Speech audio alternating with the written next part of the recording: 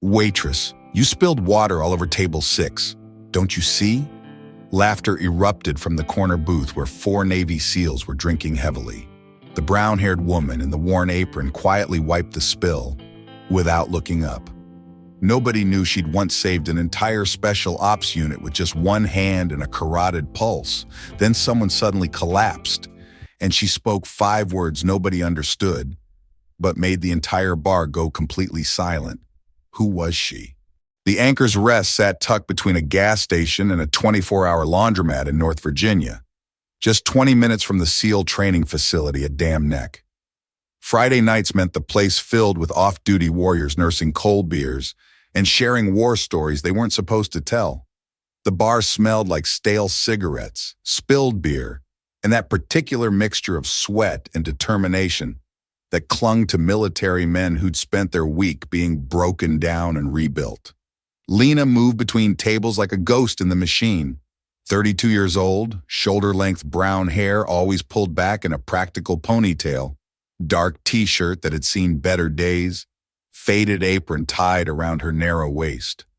European accent barely detectable when she spoke, which wasn't often, never more than necessary. Ice water, no lemon, she'd say in that clipped, efficient tone, then disappear back into the background noise. The other waitress, Marcy, a bleached blonde with too much makeup and opinions about everyone, rolled her eyes whenever Lena passed. Girl acts like she's defusing bombs instead of serving drinks. Probably got her heart broken by some hotshot soldier, and now she's all cold and mysterious. Lena didn't react, never did. Customers barely noticed her either, eyes glued to their glasses, their phones, their hushed conversations about missions they couldn't discuss and places they couldn't name. She preferred it that way, invisible, forgotten. Just another piece of furniture in a dive bar where warriors came to forget. But tonight, table 6 was different. 4 Navy SEALs, loud and loose after what looked like a particularly brutal training week. Their faces carried that hollow-eyed exhaustion of men pushed to their absolute limits. The biggest one, Clay Martinez, according to the credit card he'd slapped down, kept wiping sweat from his forehead, despite the aggressive air conditioning. His teammates were typical Special Forces bravado, laughing too loud, drinking too fast, trying to outdo each other with stories of near-death experiences and impossible missions. Man, I lost less blood in Afghanistan than I'm spending on this tab, Clay joked, but his hand trembled slightly as he reached for his beer. The tremor was subtle. Most people wouldn't notice. Lena noticed everything. She approached with their next round, setting down the bottles with practiced efficiency. Her eyes lingered on Clay's wrist for just a moment. Pale skin, purple fingernails, rapid, shallow breathing that he was trying to hide. She set down the drinks without a word, but her mind was cataloging symptoms. Cardiac distress, possible arrhythmia, classic signs of exhaustion-induced heart stress. Thanks, sweetheart, one of the others said, a guy with tattoos covering both arms. You're quiet tonight. Always quiet, Clay added, then laughed. But the laugh turned into a wheeze that he quickly covered with another sip of beer. Lena stepped back, still watching. Clay rubbed his chest, trying to play it off as nothing. Just tired. Just need to shake it off. You okay, brother? One of his teammates asked. Yeah, just need some air, Clay muttered, but his voice was strained. Then his eyes rolled back. Clay pitched forward, his head slamming into the edge of the wooden table before he crumpled to the floor like a marionette with cut strings. The bar erupted into chaos. Chairs scraped against the floor. Someone screamed. Glass shattered as drinks went flying. Oh God. Someone call 911. Is he breathing? Clay. Pure chaos, raw panic. The kind of helpless terror that freezes normal people in their tracks. Lena stood perfectly still for exactly 2 seconds. Then muscle memory took over, and she dropped to her knees beside him. Her face didn't show panic, only recognition, like she was remembering something buried deep in her bones. She pressed 2 fingers against his carotid artery. No pulse. and something inside her that had been dormant for years suddenly clicked back on. I used to hear hearts stop in the middle of gunfire, but the scariest sound isn't the silence after someone falls. It's the silence, when the living just stand there because they don't know what to do. Clay was in full cardiac arrest. His heart had stopped, and every second that passed reduced his chances of survival. The bar manager fumbled for his phone with shaking hands, his voice cracking as he tried to remember the address. The bartender was already on the line with 911, but his words came out in a panicked rush that the dispatcher could barely understand. Lena positioned Clay flat on his back with the precision of someone who'd done this before, many times. Her eyes swept over him with clinical efficiency, taking in every detail: skin color, breathing pattern, pulse points, like she was running through a mental checklist that had been drilled into her through years of training. Then she shouted something that made everyone freeze. "Open 117 Kilo. Switch to Echo routing now." The words cut through the chaos like a blade.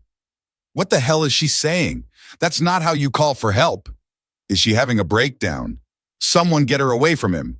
Lena ignored every voice around her. Her training had taken over completely now, and nothing else existed except the man dying in front of her and the procedures she needed to execute. She grabbed a metal spoon from the nearest table, using it to stimulate Clay's gag reflex, a specific technique designed to prevent cardiac seizure complications that could cause permanent brain damage. It wasn't something they taught in civilian first aid courses. Next, she yanked ice from behind the bar, her movements quick and efficient. She wrapped the ice in clean bar towels, using phone charging cables to secure the makeshift cold packs. She was creating an emergency hypothermia protocol to protect his brain function during the resuscitation attempt. One of Clay's teammates, a muscular guy with a ranger tattoo on his forearm, stepped forward to help. He'd seen enough combat medicine to know basic trauma response. But he stopped cold when he heard Lena whisper, "Don't touch him. He's a Black Echo, and he's not done." The SEAL's blood went cold. Black Echo was classified, deep black, compartmentalized information that wasn't supposed to exist outside of specific military medical units. How could a civilian waitress in a dive bar possibly know that designation? Lena began chest compressions, but these weren't the standard CPR techniques they taught to civilians. This was different: military precision, specific rhythm and pressure points, the kind of advanced cardiac life support that required years of specialized training under combat conditions. Her compressions were targeted to specific areas of the chest cavity, designed to manually pump blood through damaged cardiac tissue. Like she'd done this under enemy fire with bullets flying overhead and time running out. "Ma'am, you need to step back and let us handle this." "Shut up," she said quietly, never breaking rhythm. "I've got him." The authority in her voice was unmistakable. This wasn't a panicked civilian trying to help.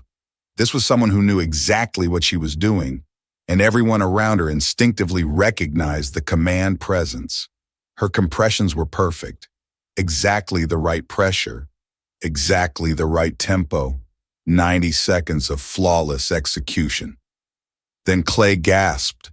It was a harsh, desperate sound, like someone breaking through the surface of deep water. His eyes fluttered open, confused and terrified, trying to focus on the faces surrounding him. "Stay down," Lena commanded, her voice calm but firm. "Don't try to sit up. Your heart just stopped for 97 seconds. The paramedics burst through the door, their equipment bags and stretcher creating more chaos in the already crowded space. They'd expected to find a typical bar fight or alcohol poisoning. Instead, they found a man who'd just been brought back from clinical death. "Who performed CPR?" the lead paramedic asked, looking around the room. Everyone pointed at Lena. She was already standing, untying her apron with hands that were perfectly steady. No shaking, no adrenaline crash. Like she'd just finished another day at the office. "Are you EMT certified? Nurse? Doctor?" Lena folded the apron carefully, avoiding eye contact. "I used to be qualified for emergency medical response, but now I just clean tables and serve drinks." She walked toward the exit without looking back, moving through the crowd of onlookers like they weren't even there. Wait! Clay's teammate called out, his voice cutting through the noise. Who are you? How did you know that protocol? Lena paused at the door, her hand on the handle. For just a moment, her carefully constructed facade cracked, and something haunted flickered across her face. Someone who reacted when the system failed. And then she was gone, disappearing into the night like she'd never been there at all. The paramedics worked quickly, stabilizing Clay for transport. As they loaded him onto the stretcher, one of them shook his head in amazement. Whatever she did, it saved his life. I've never seen civilian CPR that precise. That was military-grade trauma response. Clay's teammate watched the door where Lena had vanished. Yeah, he said quietly. That's what I'm afraid of. I don't have clearance to use those protocols anymore. But if I don't use them, someone dies just because the right person was standing in the wrong place. Comment, I know that code if you believe some protocols should live on, even when they've been erased. Word spread through military channels faster than wildfire. Mysterious waitress saves Navy SEAL with unknown medical technique. Within hours, the story had reached command levels that most enlisted personnel never heard about. The hospital confirmed what everyone suspected but couldn't quite believe. Without that specific intervention in the first 90 seconds, the patient would not have survived. The technique used was far beyond standard civilian CPR. Whoever did this had advanced tactical medical training. The SEALs returned to the Anchor's Rest the next evening, determined to find answers. The bar manager, a grizzled ex-Marine named Pete, just shrugged when they asked about Lena. She quit the next day, came in early, cleaned out her locker, left her uniform folded on my desk. No forwarding address. Hell, she paid in cash for everything, never even filled out proper tax paperwork. Like she was never really here. What about references? Previous employment? Pete laughed bitterly. Said she didn't have any. Claimed she'd been out of work for years. But I hired her anyway because she knew how to move in a kitchen, how to handle drunk soldiers without causing fights. Girl had discipline. Should have known there was more to it. The SEALs weren't satisfied with that answer. They ran her description through military databases, then expanded to NATO alliance networks. Nothing under the name Lena. Then they tried facial recognition. Helena Vostrick. The name appeared in a file so heavily redacted it was almost entirely black ink. Former NATO tactical medic. Service number that didn't match any civilian medical certification database. Her records were locked behind clearance levels that required special authorization just to access. They dug deeper, calling in favors from intelligence contacts and military medical command. Black Echo Division. The name appeared in whispered conversations and classified briefings. Battlefield physiological support for extreme combat conditions.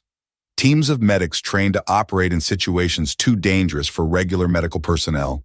Officially disbanded after a classified operation in Syria in 2017. Helena Vostrick had been the sole survivor.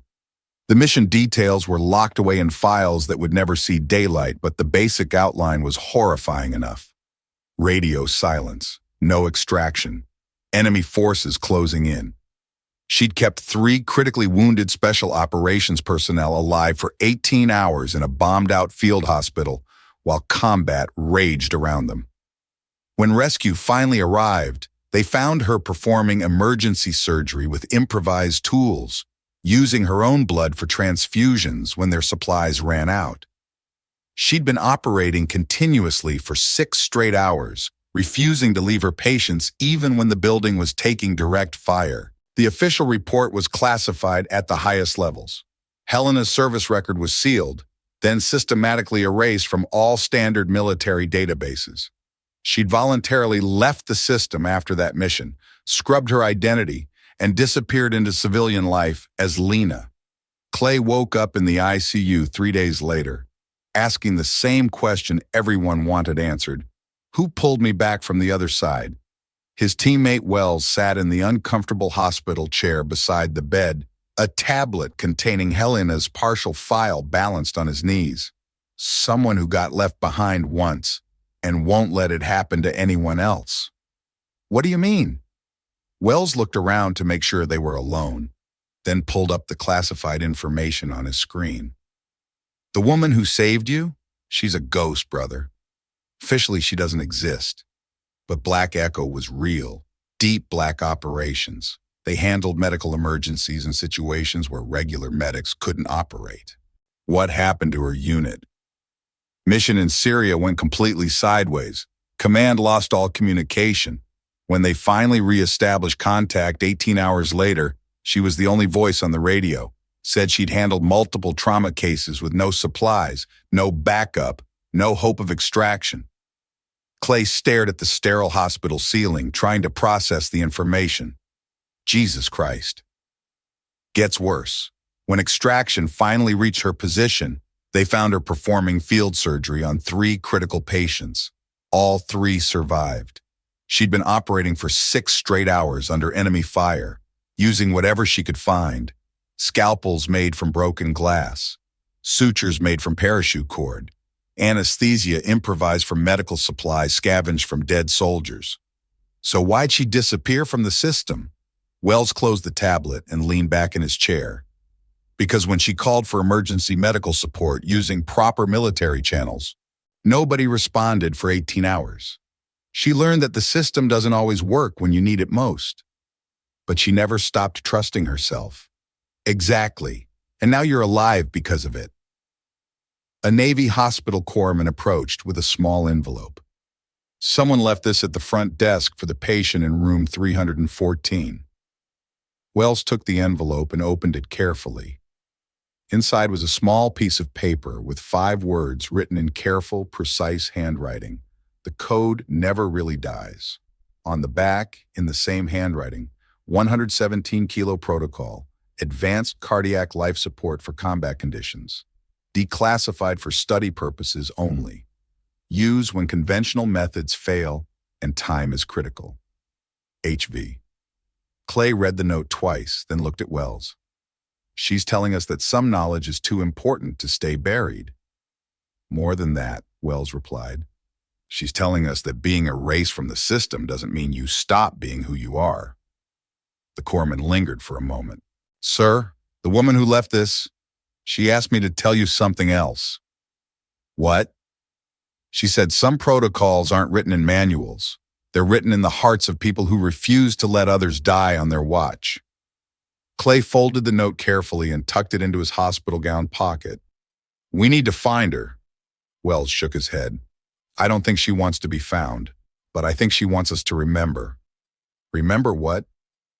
That the best training in the world doesn't matter if you don't act when it counts. Comment for the one who reacted. If you believe sometimes instincts matter more than authorization. An emergency interagency meeting was called within the week. The kind of meeting that happened in windowless rooms with multiple levels of security clearance required just to enter the building. Military Medical Command, Naval Special Warfare, Combat Tactical Review Board, intelligence oversight. People who made decisions that affected thousands of lives were suddenly asking questions about one woman in a dive bar. The question on the table was simple, but the implications were staggering. How did someone outside the system save a life when everyone inside the system froze? Helena wasn't invited to the meeting. She wouldn't have come anyway. But she sent one message through encrypted military channels. A message that somehow found its way to the right people, despite her supposedly being erased from all systems.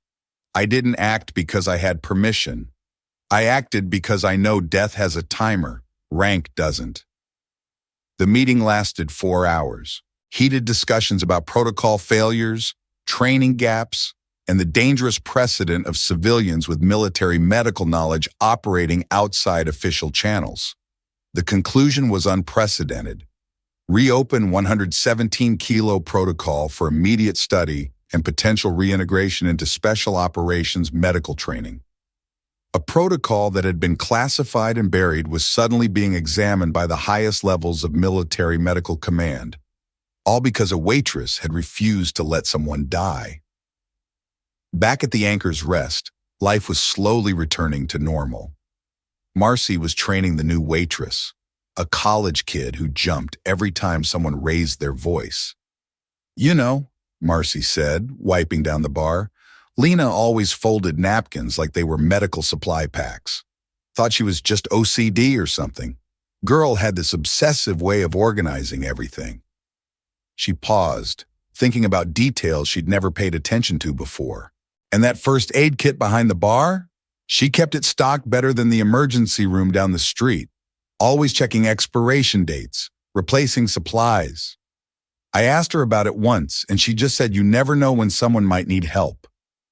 The new waitress picked up Lena's old apron from the back office, the one she'd left folded neatly on the manager's desk.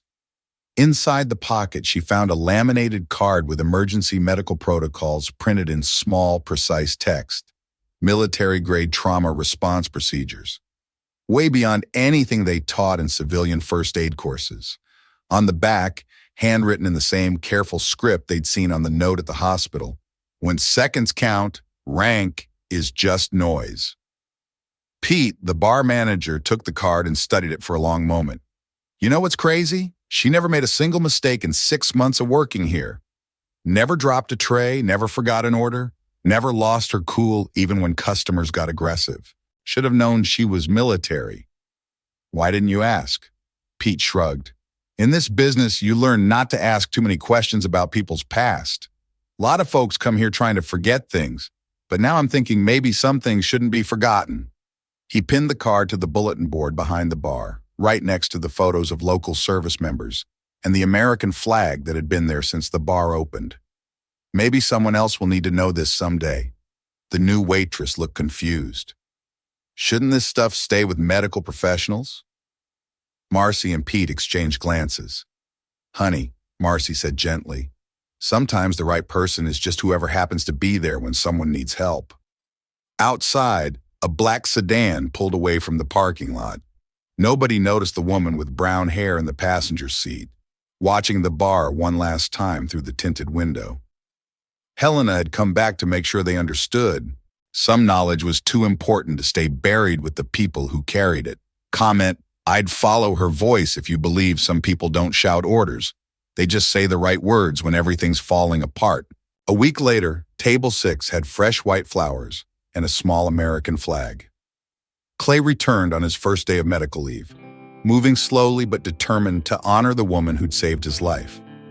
He left a small wooden plaque on the table, engraved with simple words, to the one who wasn't scheduled, but showed up anyway. The plaque became a permanent fixture. Customers asked about it, and the story spread through the tight-knit military community like ripples on water. A message began circulating through SEAL networks, passed from team to team during briefings and training exercises. If anyone tells you 117-kilo protocol was deleted, tell them about the woman at Table 6. Helena never came back to the Anchor's Rest.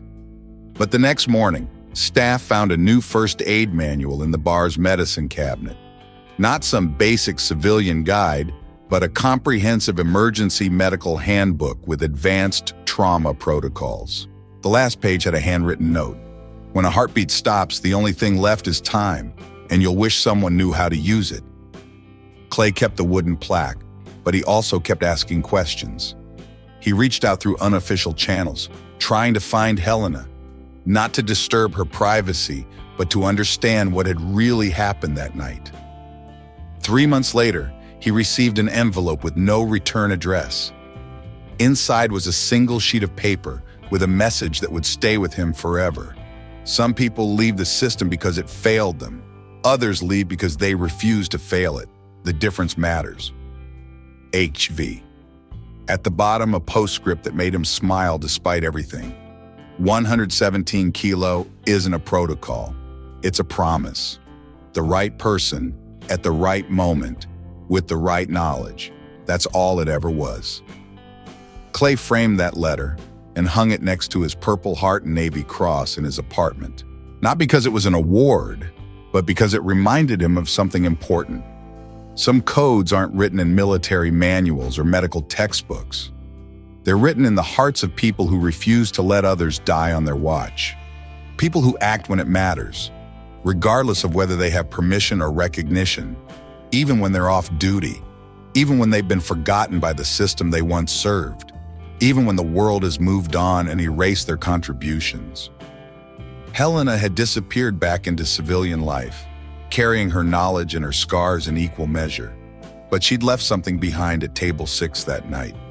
A reminder that training never really leaves you, and neither does the obligation to use it when someone's life hangs in the balance. The code lives on in the people brave enough to act when seconds count and rank doesn't matter. Because sometimes the most important protocols are the ones written in courage rather than regulations. If you believe in stories that touch the heart like this one, leave a comment.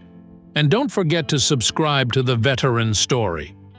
We tell the stories that shouldn't be forgotten. Real people creating and telling stories, not mass-produced AI.